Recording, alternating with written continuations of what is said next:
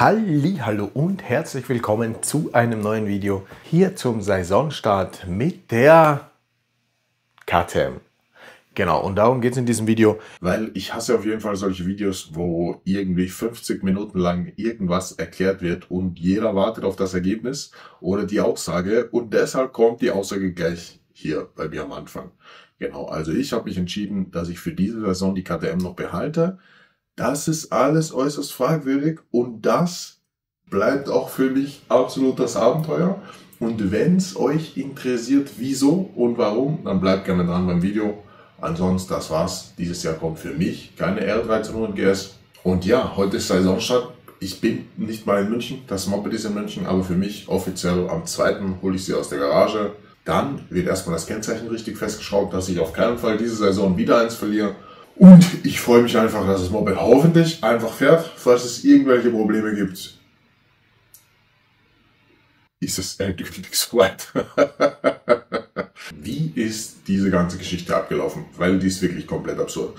Also irgendwie so um den Oktober habe ich ja die GS bestellt. Dann ist es den ganzen Winter gelaufen und so ungefähr Ende Februar, Anfang März. Ich hatte schon hier einen Termin bei der Zulassungsstelle, weil ich hole mein Moped wieder aus Österreich und dementsprechend brauche ich ein Überführungskennzeichen und ich hätte die KTM auch nach Österreich gebracht. Dementsprechend brauche ich auch, ich habe das Saisonkennzeichen, brauche ich auch quasi für mein Motorrad ein Ganzjahreskennzeichen. Termin bei der Zulassungsstelle schon ausgemacht. Ich rufe meinen Spezi in Österreich an und sage, hey, 10 Jahre wartest du jetzt darauf, mir eine GS zu verkaufen. Jetzt ist es endlich soweit. Wann soll ich dir die KTM vorbeibringen? Und dann ging dieses Gespräch absolut einen unerwarteten Weg. Und zwar empfiehlt mir mein Spezi einfach, sagt von wegen, hey, Sie haben hier jetzt 3 GS stehen, von denen kann er mir aktuell keine mitgeben, weil bei allen eine Rückrufaktion läuft. Und allgemein ist es für die Serie schon die 3. Rückrufaktion. Und er empfiehlt mir tatsächlich, wenn ich dieses Jahr stressfrei Motorrad fahren will, sollte ich einfach bei der KTM bleiben. Die ist ja jetzt repariert, die wird die Saison halten. Und es ist absolut verrückt. Es war wirklich absolut verrückt.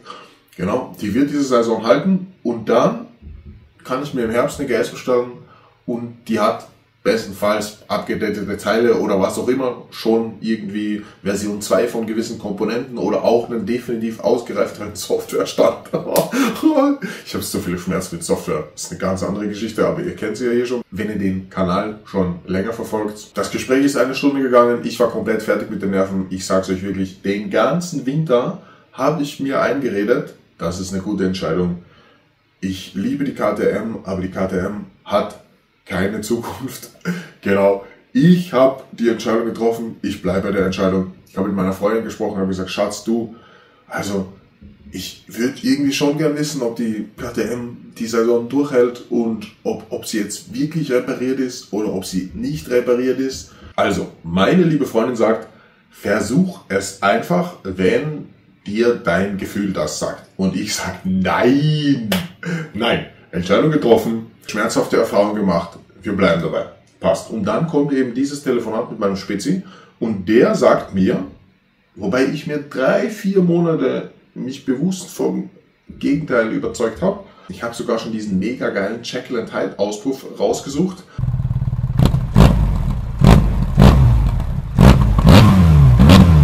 Weil ich mir echt gedacht habe, okay, weil Ducati hat mich der Sound gestört. Auf das Geld kommt es auch nicht mehr an. Es muss dieser Jekyll and Hyde Auspuff rauf. Und dann bin ich auch mit dem Sound glücklich. Okay, also das war echt das Mindset. Passt. Ich schlafe eine Nacht drüber. In der Früh rufe ich meinen Spezi wieder an und sage, du, hast du mich gestern verarscht?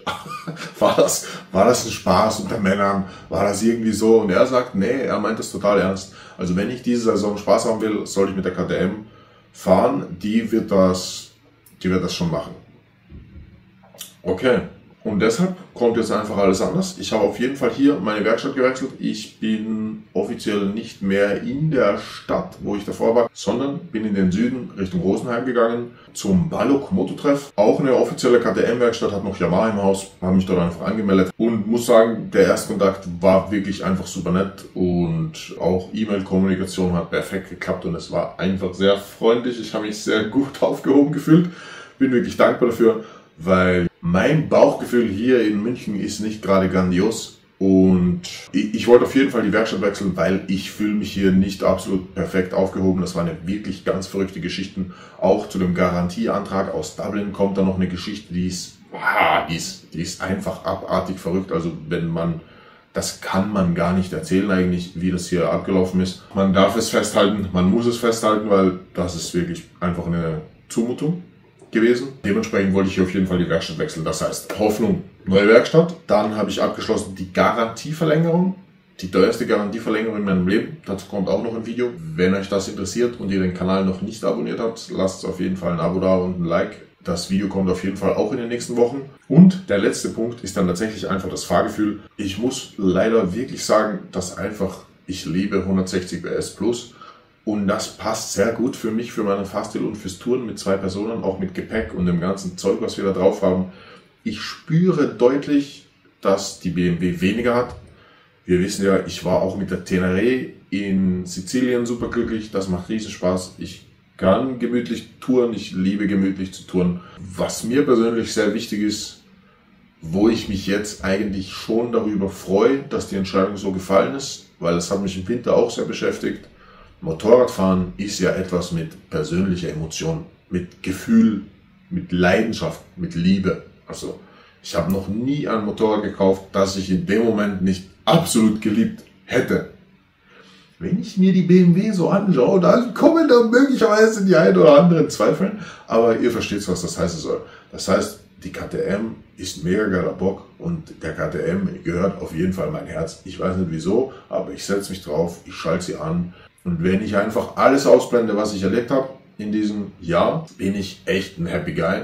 Ich freue mich auf jeden Meter fahren, ich freue mich auf jeden Meter Fahrgefühl und ich freue mich auf jedes Mal den Punch richtig spüren, wenn der Motor anzieht. Und ja, ihr hört es auf jeden Fall raus. Mein Herz gehört noch der KTM und dementsprechend, manchmal muss man Wege gehen, die einen auch abseits des Herzens führen. Aber das sollte die absolute Ausnahme bleiben und eine vernunftbasierte Entscheidung. Und ja, bei mir war die Entscheidung, die BMW zu kaufen, auf jeden Fall die vernunftbasierte Entscheidung. Ich wollte einfach stressfrei Motorrad fahren. Und jetzt habe ich den Faktor stressfrei Motorrad fahren aktuell mit der KTM. Ich bin wirklich gespannt, ob das so bleibt. Drückt mir bitte die Daumen. Ich brauche es auf jeden Fall. Ich will einfach eine mega geile Saison. Und ich will, so wie ihr da draußen, die mir einfach berichtet, meine KTM ist mega geil und meine KTM fährt absolut affengeil, astrein. 60.000 Kilometer habe ich da gelesen, irgendwie 3 Jahre, 5 Jahre, 10 Jahre fahre ich schon mit Baujahr XY und sie fährt. Genau, das will ich auch. Und darauf freue ich mich auch wirklich. Dementsprechend Garantieverlängerung abgeschlossen.